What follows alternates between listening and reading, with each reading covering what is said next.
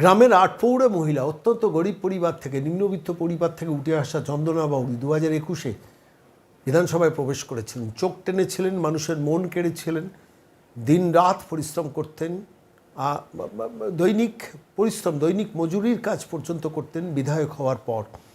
সেই মানুষটি ক্রমশ পরিণত হলেন, কথাবার্তা ভালো বলতে শুরু করলেন, বিধানসভায় অসামান্য বেশ কিছু বক্তৃতা দিতে শুরু করলেন এবং শেষ পর্যন্ত এখন এই মুহূর্তে 2026-এর নির্বাচনের পর সেই চন্দনা বাউরিকে আমরা পেলাম, দাবাং চন্দনা বাউরি।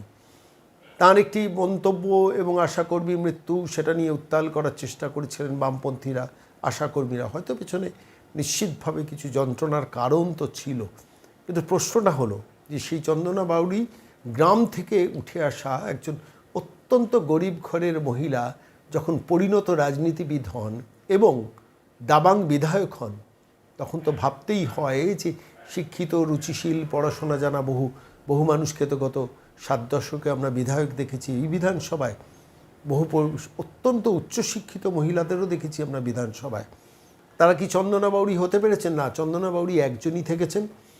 তিনি নিজেকে চন্দনা হিসেবেই পরিচিত করিয়েছেন এবং দাবাং মেজাজে যখন বিডিও অফিসে ঢোকেন তখন ক্যামেরায় শুধু নয়, সাধারণ মানুষ যারা আশেপাশে দাঁড়িয়ে থাকেন তাঁদেরও চোখ টানেন এবং আমজনতার মনকে আকৃষ্ট করেন যে আমরা এই বিধায়কই তো চেয়েছি। সবাই তো পান না, কিন্তু চন্দনা বাউরি শালতোড়া সেটাই পেয়েছে। আজকের সেই প্রতিবেদনে চন্দনা বাউরির সেই দাবাং মেজাজের একটা ছোট্ট ঝলক দেখাবো।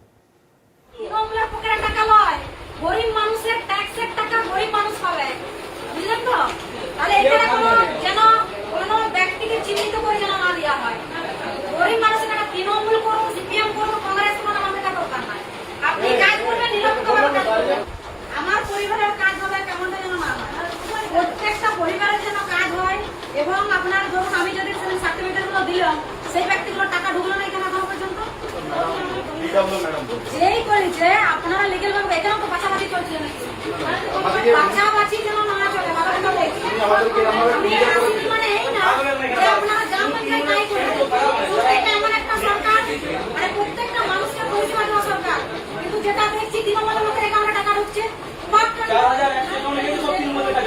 সেগুলো ভেরিফিকেশন হবে, ভালো কথা, সেগুলো ভেরিফিকেশন তখন সেই সমস্ত সামলাবে।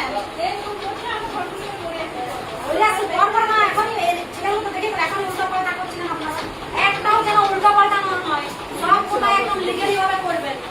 আর আপনারা তো কোনো সরকারি নিয়োগ হয় না, সরকারি নিয়োগ হয়েছে আপনাদের? যা হয়েছে হয়েছে, ঠিক আছে, সঠিকভাবে কাজগুলো করবেন। গরিব মানুষের শুনুন, প্রথমে বলা আছে এসসি এসটিদের প্রথম এসসি এসটি জন্য দেখান, দেখান এসসি এসটি কোটা হয়েছে, এসসি এসটি পাঁচটা করা হয়েছে, বলা হচ্ছে দেখান পুরো লিস্টটা আমাকে দেখান।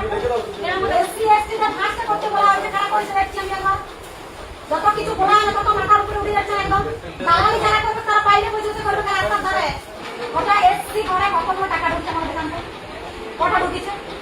সব টাকাগুলো শুনছি তৃণমূলের বউ পাচ্ছে, তৃণমূলের ভাই পাচ্ছে, ভাইয়ের বউ পাচ্ছে, পিসি মাসি সবাই পাচ্ছে।